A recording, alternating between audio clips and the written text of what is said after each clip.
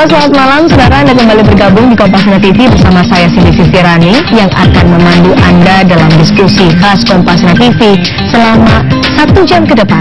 Kali ini, apa yang menjadi bahasan kami dalam Kompas TV nanti akan saya katakan kepada Anda, tapi sebelumnya saya akan mengajak Anda untuk melihat apa saja informasi terkini dari laman kompas.com dan juga tribunnews.com yang telah dihimpun oleh redaksi Kompas TV edisi hari ini. Yang pertama adalah soal Gubernur DKI Jakarta Basuki Cahayapurnama yang mengancam akan memecat pegawai negeri sipil yang menggunakan ijazah palsu. Kenapa ijazah palsu? Karena beberapa hari terakhir publik juga dikejutkan dengan munculnya sejumlah orang yang menggunakan ijazah palsu.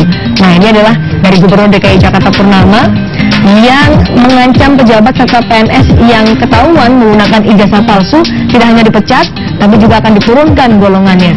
Nah, bagi Sekretaris Daerah DKI Jakarta juga mendukung pengecekan ulang ijazah PNS yang akan dilakukan oleh Kementerian Pendaya-gunaan Aparatur Negara dan Reformasi Birokrasi, dan tidak menutup kemungkinan bahwa ada beberapa PNS DKI yang menggunakan ijazah palsu. Itu adalah keterangan dari Sekretaris Daerah DKI Jakarta. Sementara bagi Kepala Badan Kepegawaian Daerah dari DKI Jakarta Agus Ratika akan memberikan sanksi bagi oknum-oknum yang ketahuan menggunakan ijazah palsu. Secara administratif, maka kenaikan pangkat PNS ini akan serta-merta gugur. Bahkan tidak berbuka kemungkinan juga akan dilaporkan secara pidana ke kepolisian. Kemudian yang informasi kedua adalah soal Menteri Yohana yang menyiapkan larangan peraturan menteri anak untuk bermain telepon genggam atau telepon pintar. Apa alasan yang diambil oleh Menteri Pemberdayaan Perempuan dan Perlindungan Anak Yohana Susana Yambise? Ini karena mulai banyak yang menggunakan telepon pintar, itu anak-anak, untuk membuka situs-situs yang kurang baik. Itu adalah penilaian dari Menteri Pemberdayaan Perempuan dan Perlindungan Anak. Bagi Menteri Yohana, anak adalah aset bangsa, sehingga pemerintah wajib untuk melindungi generasi mudanya melalui peraturan. Tidak hanya itu, ia juga meminta orang tua harus melarang anak-anaknya menggunakan telepon seluler secara berlebihan.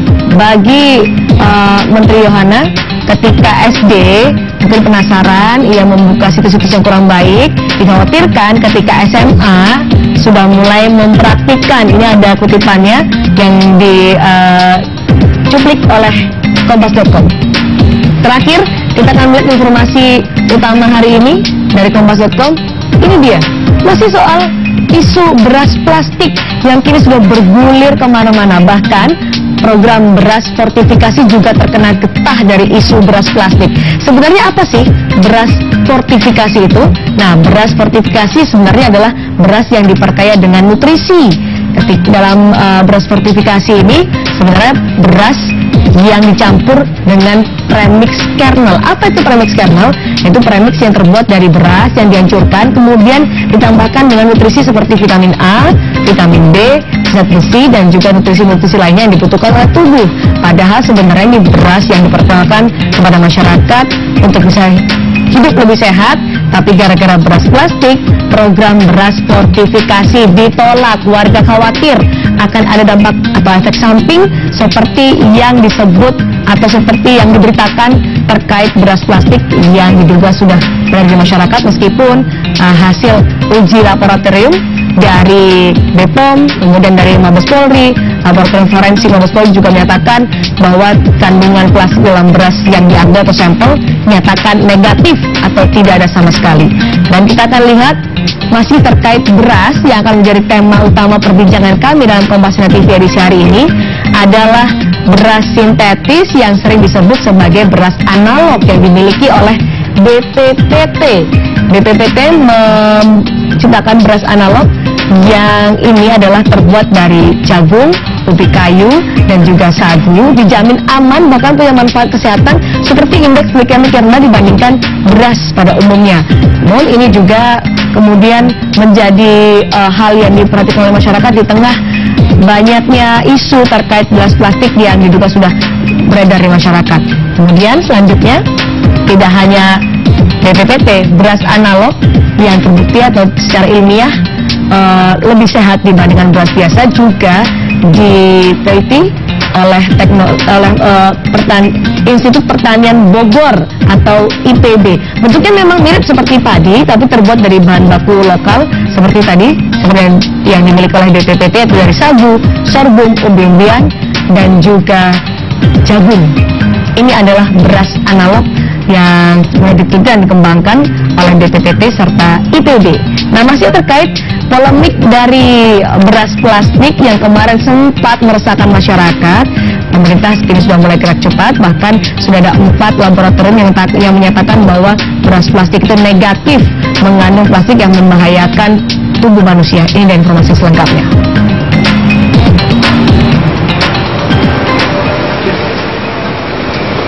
Beras merupakan makanan pokok rakyat Indonesia, dan angka konsumsi beras di Indonesia termasuk tertinggi di dunia. Untuk mengurangi ketergantungan masyarakat Indonesia akan beras padi, Institut Pertanian Bogor dan juga Badan Pengkajian dan Penerapan Teknologi atau BPPT membuat beras analog.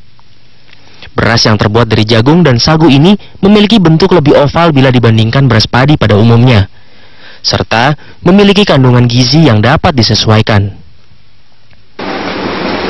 Beras berbahan dasar tepung jagung putih, sagu serta gliseril monoserat atau GMS ini dimasukkan ke alat mixer untuk dicampur menjadi satu selama 5 menit.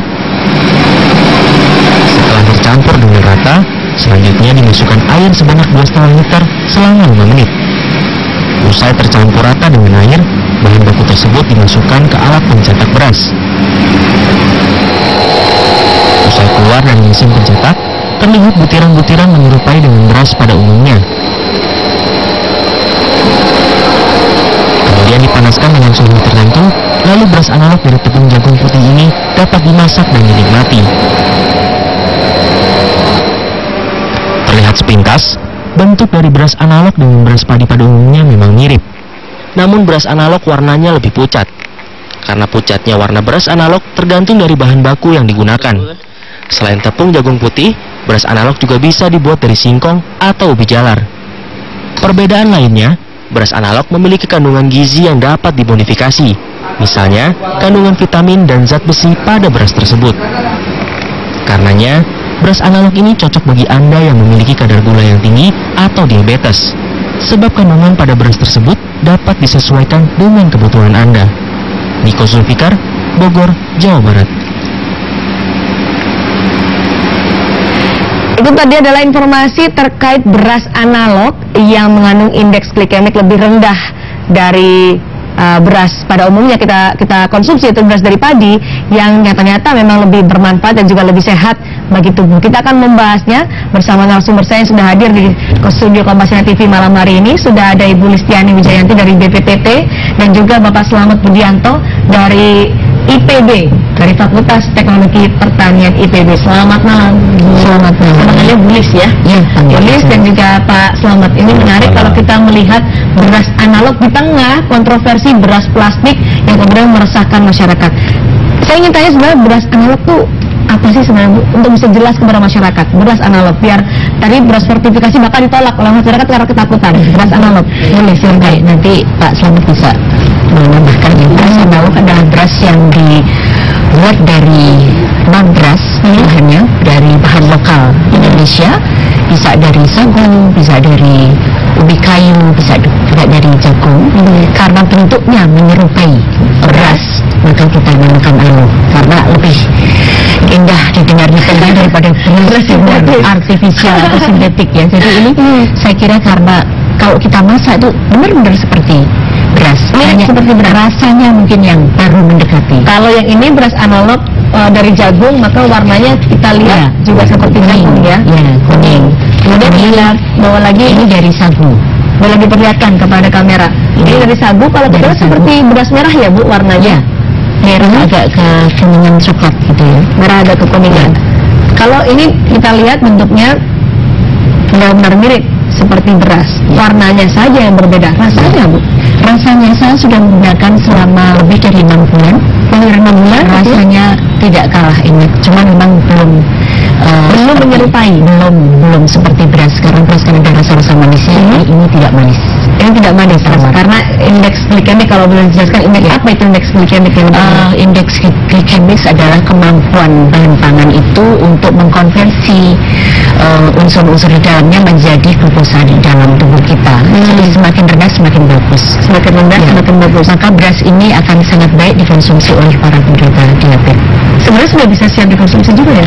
Sudah siap, kami punya banyak mitra binaan di Jawa Tengah, dan saya termasuk kelinci percobaan yang sudah mengkonsumsi selama 6 bulan ini. Aman ya Bu? Aman, dan menurunkan berat badan. Oh ya? 10 kg dalam waktu 4 bulan. 10 kg dalam 4 bulan saja. Ini kayaknya ibu-ibu yang mau diet pasti langsung tertarik untuk bisa konsumsi beras analog. Pak Selamat, silakan kalau mau menambahkan, bahkan mungkin bisa menjelaskan ini beras yang sudah dimasak ya, beras analog. Silakan tambahkan. Intinya kan kita punya sumber karbohidrat yang sangat banyak. Iya.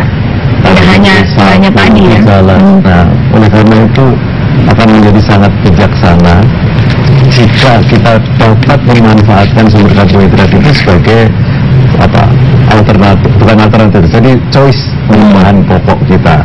Nah, masalahnya kan memang bagaimana membawa jagung ini ke meja makan kita, bagaimana membawa ubi kayu tadi ke meja makan kita tidak gampang. Misalkan saya bawain jagung pipil gitu, bisa masak nggak bisa.